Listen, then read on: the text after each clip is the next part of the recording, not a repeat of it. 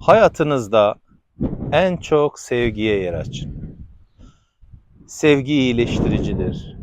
Sevgi geliştirir. Sevgi büyütür. Annenizin sevgisini düşünün.